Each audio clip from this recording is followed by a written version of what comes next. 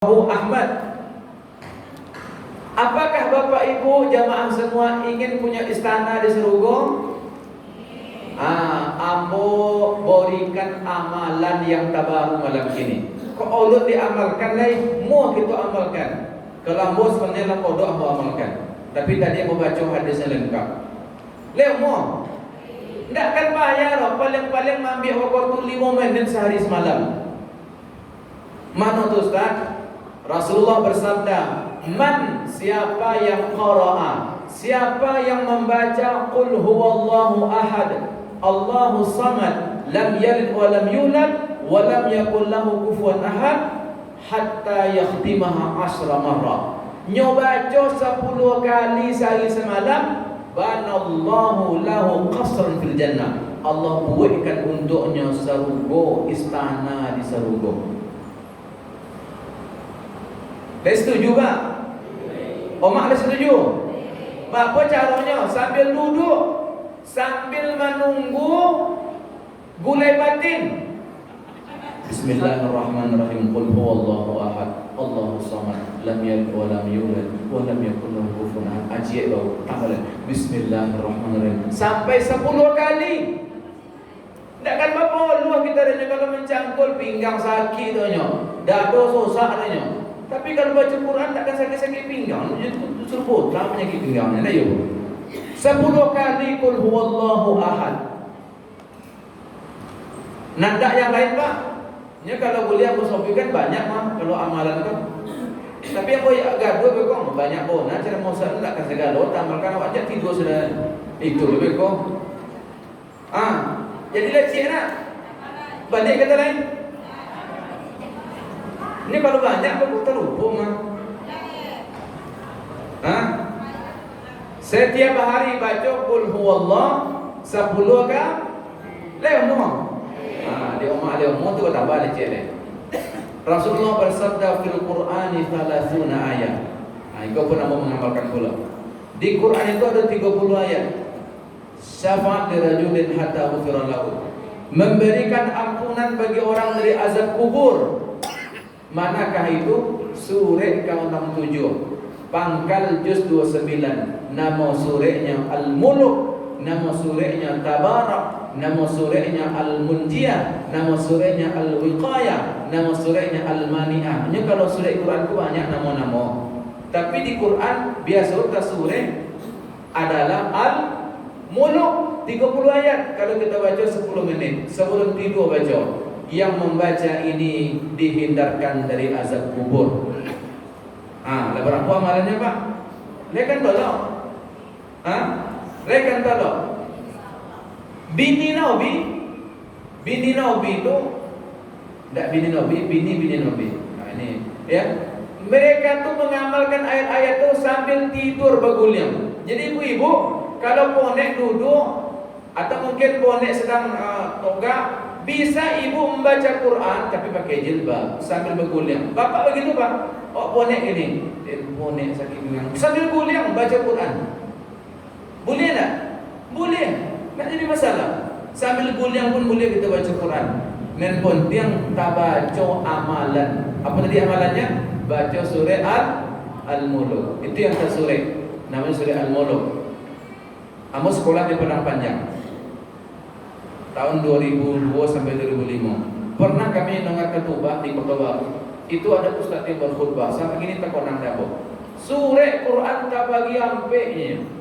Ada nenta surah, ada nenta surah, ada nenta serah, atau ada nenta sireh. Kalau ampek. Payah kita menjelaskan ampek. Tasurah, tasuruh, taserah, tasirah, tersirat, jadi tersembunyi. Kalau tersirat, ya tersirat. Di setiap benda, di tumbuhan, di bintang, di langit itu tanda Allah berkuasa. Ada yang tersuruh, tersembunyi. Yang tersuruh itu yang tersirah. Serat Tiongkok boleh surat. Bapak Ibu yang berbahagia, masih banyak lagi yang lain. Tapi kalau sobi kalau lupa, itu je lah dulu. Ada lain. Malam Jumat atau hari Jumat. Kalau tak sempat malam baca hari Jumat. Apa itu? Baca surah Al-Kahfi. Lain banyak jemaah kita baca Al-Kahfi hari Jumat mah. Tadi hari apa? Jumat. Lain baca tadi. Itu lagi kira-kira. Lain baca mah. Lain. Alhamdulillah. Bahkan Abu dengar ceramah Ustaz bagus orang Arab. Kalau ibu dan bapa tidak sempat baca malam Jumat, tidak sempat baca hari Jumat, ulunnya tidak baca Al-Kahfi, malam kini pun nampak baca pun godang lepas halo. Sok kolom pun godang. Intinya dalam sehari, dalam seminggu yang 7 hari, jangan pernah tinggalkan surat Al-Kahfi. Dia salah faham kadang gitu. Kan tak malam Jumat Ustaz, kan hari Jumat, mengapa juga kita baca Al-Kahfi itu lain. Itu yang salah teman. Jangan sampai kita tinggalkan Al-Kahfi walaupun dalam waktu sepekan. Baca sekali sepekan. Setuju? Kita juga ke pasar 2 kali, Rabu ke pasar, Ahad ke pasar, tiap hari ke pasar. Masa Al-Kahfi nak baca gitu? Alangkah ruginya. Bapak Ibu yang berbahagia. Bapak Ibu yang berbahagia, Al-Quran menjadi obat. Dan dia mukjizat. Masih di surat yang sama, kata Allah Subhanahu wa taala ayat 88, "Qul la in ijtama'atil insu wal jinnu 'ala an ya'tu bimithli hadzal qur'ani la ya'tuna bimithlihi." Kalau berkumpul semua jin, jin itu banyak. Berkumpul semua manusia, manusia pun banyak, untuk mendatangkan Quran, mereka takkan bisa mendatangkan Quran. Bapak Ibu, begitu kan hebatnya Al-Quran. Menulis buku sanggup orang. Satu orang bisa tulis buku ratusan, tetapi membuat Quran tidak ada yang bisa. Walaupun mereka bertolong-tolong, tak akan bisa mereka membuat Al-Quran. Itulah mukjizat Allah yang menjaganya. Bapak Ibu, Nabi Muhammad itu ada namanya disebut dengan Al-Ummi. Apa dia Al-Ummi? An-Nabi, seorang Nabi. Al-Hashimi, Bani Hashim, suku Bani Hashim. Al-Qurasi, suku Quraisy. Kalau kita suku nan 5, suku nan 4, suku nan 3, suku Babilang. Kalau kami diulak Beliang Soni. Kalau Nabi suku Quraisy. Ada lagi Al-Nabi, Al-Ummi, Al-Ummi. Apa arti Al-Ummi? Al-Ummi itu maknanya tidak bisa tulis baca. Nabi itu tidak pandai menulis, tidak pandai membaca. Ustaz, berarti Nabi kok lemah? Jangan sampai benar itu. Ada hikmah besar di balik itu. Nabi yang tidak pandai tulis baca, hikmahnya apa? Supaya orang yang kafir-kafir Quraisy tidak mengatakan kalau Quran itu produk Nabi Muhammad. Coba Pak bayangkan, profesor doktor. Kalau Nabi itu profesor doktor, tentu kalau nyo datangkan Quran pasti orang mengatakan, ini tukang karangnya mah. Betul tak? Betul. Tapi Nabi itu tidak pandai tulis baca.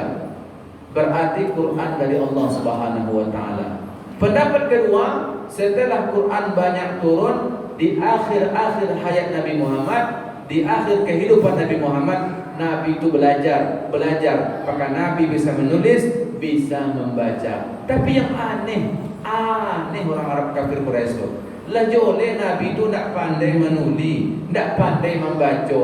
Masih banyak juga orang mengatakan Quran itu dibuat oleh Muhammad. Na'udzubillah. Bapak Ibu yang berbahagia, Al-Quran. Sekarang pertanyaan lagi. Bertanya aja lagi toh. Apa cara malawan tu dari rumah awak?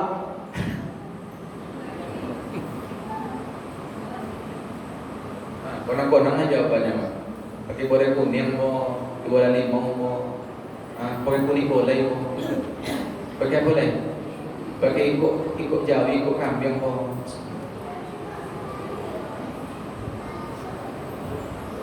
Apa cara malawan tu dari rumah? Baca ayat kursi, betul. Bukan lintang kursi di muka pintu mah. Nya tu ceritanya mah, orang mencari kursi ingin ayat kursi, tapi kursi dah dapat tak tahu nak ayat kursi lainnya. Itu contoh nak.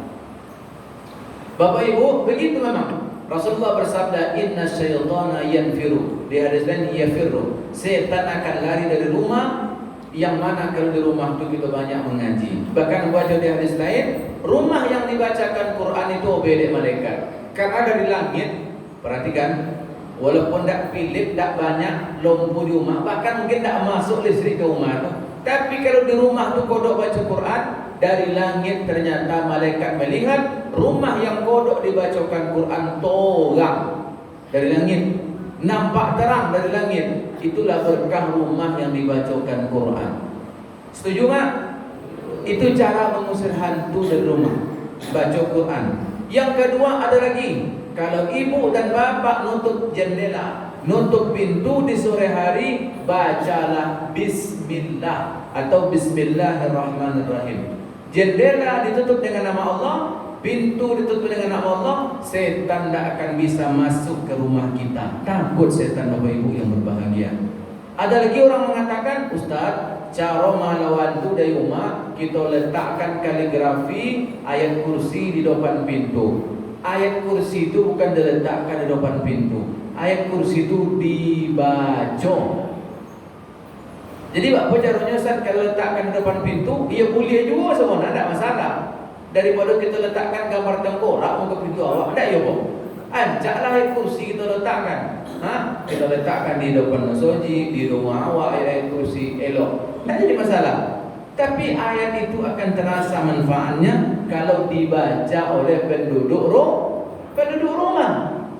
Kalau dibaca baru terasa manfaatnya, Bapak Ibu yang berbahagia. Begitu. Kemudian Bapak Ibu yang berbahagia, Al-Quran semakin kita baca akan datang nanti di akhirat. Ini ceramah sebagai penutup Bapak Ibu, karena tidak lama-lama. Insya Allah besok semua kita akan meninggal, tapi tidak tahu entah kapan.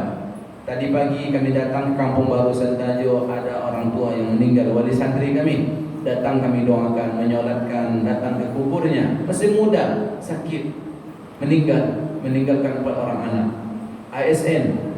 Bapak Ibu yang berbahagia, hidup di tak lama, kata Nabi 60 sampai 70. Namun ternyata setiap orang yang dimasukkan ke dalam kubur, ada orang yang kuburnya di taman-taman surga, ada di lubang-lubang neraka. Itu kan doa kita.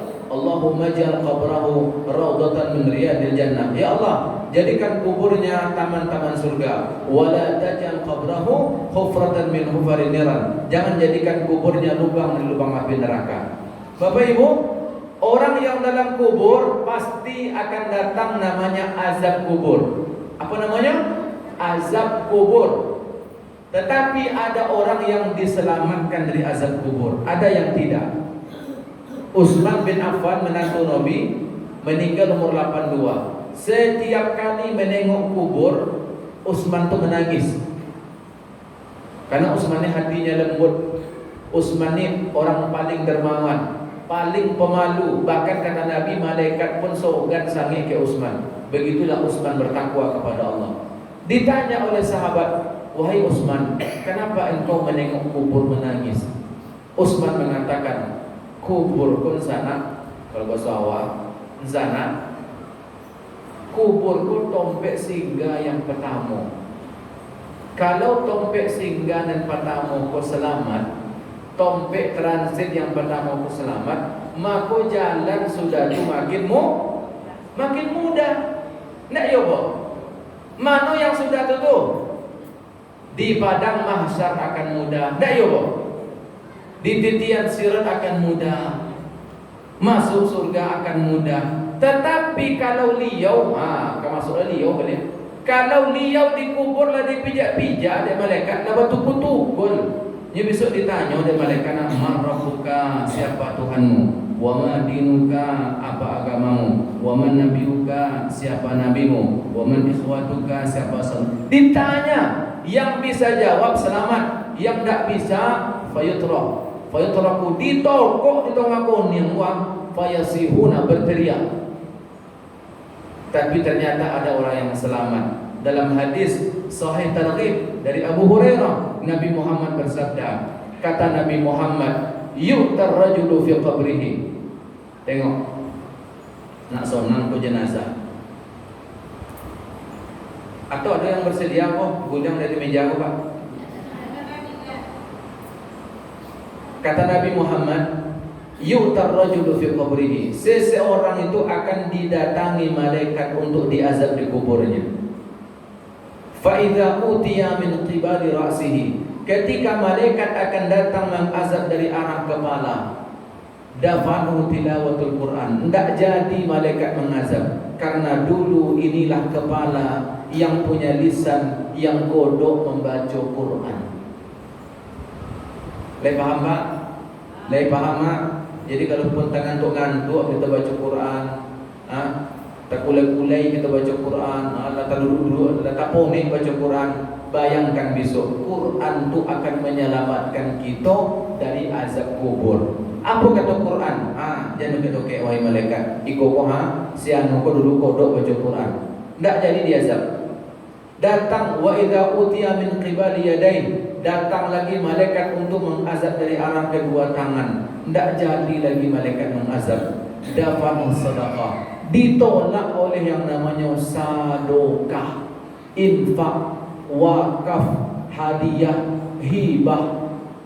Orang yang banyak bersedekah itu besok, maka sedekah itu menyelamatkan dia dari azab kubur. Tangan yang sering memberi, terang-terangan boleh, sembunyi-sembunyi pun boleh. Dan sedekah yang paling godang pahalanya sedekah di bulan suci Ramadan. Berikan bantuan kepada saudara kita. Jangan disimpan-simpan uang di bank, karena uang itu kalau kita simpan mati awak baca ke ahli waris dia. Tak ya kok? Atau mungkin kalau orang mati awak lain duit itu lama layang ke orang. Tak gara-gara apa? Kono tipu dia tukang hipnotis, hilang duit 100 juta di bank. Apa aja abang? Entah nanya abang pun yang kalau abang datang orang minta nomor rekening, abang kirim, lah, dah hilang nih duit 100 juta. Kan tak berokah. Aja disedekahkan, dizakatkan, zakat mal namanya. Yang ketiga, wa idza utiya min qibali rijlain, ketika malaikat akan datang mengazab dari arah kaki, tak jadi lagi malaikat mengazab. Kenapa? Kenapa, Mak? Bahasa Indonesia kita. Kenapa? Karena itu kaki dulu kodok melangkah ke masjid An-Nisa At-Taqwa. Hijrah itu bukan dari Mekah ke Madinah, bukan dari seberang Tolok ke Madinah. Hijrah kita dari umah ke umah Allah Subhanahu wa ta'ala. Itu hijrah kita kini. Hijrah kita dari rumah kita ke rumah Allah. Maka langkah kaki, Ustaz, kalau pakai Honda, bawa Honda boleh. Kau pakai auto, bawa auto boleh. Kau ada pesawat, di situ pakai pesawat pun boleh. Datang ke rumah Allah, maka Bapak Ibu, insya Allah besok itu menghindarkan kita dari azab kubur. Dan sudah selayaknya bulan puasa kok, kita kodok-kodok baca Quran. Bulan puasa ini kodok-kodok bersedekah. Bulan puasa ini dari ke masjid. Apatah lagi di 10 malam terakhir, di 10 hari terakhir. Nabi Muhammad tu sejak 10 malam terakhir sampai malam Idul Fitri tak balik-balik rumah. Itu namanya i'tikaf. Kalau tak tolak i'tikaf model tu, setiap kali masuk masjid niat nawaitul i'tikafa sunnatan lillahi ta'ala. Aku niat i'tikaf, duduk di masjid sudah sembahyang baca Quran. Laponek badan guling-guling bekok. Tapi kalau nak balik boleh balik. Karena semakin lama di masjid makin godang pahala. Niatkan selama ke masjid, kodok-kodok di masjid. Ya kalau di rumah kita Pak 10 kali buka sumpit. Omak saya anu apa masak? Buka lo sumpit. Omak saya anu apa masak? Buka lo sumpit. Kau tu buka lah boleh. Ajak kita buka Quran. Tak ya Pak? Baca Quran di masjid. Mari yang barokah tidur di masjid atau di rumah Pak? Tidur di masjid. Tapi jangan tidur di masjid. Bacalah Quran. Demikian saja Bapak Ibu yang berbahagia. Apatah lagi malam ini malam ganjil, malam 21. Kata Nabi kemungkinan besar Lailatul Qadar itu di malam ganjil. Tapi juga ada hadisnya di malam genap. Ada juga hadisnya di malam genap. Intinya 10 malam terakhir mari kita fokus ibadah kepada Allah, taat kepada Allah.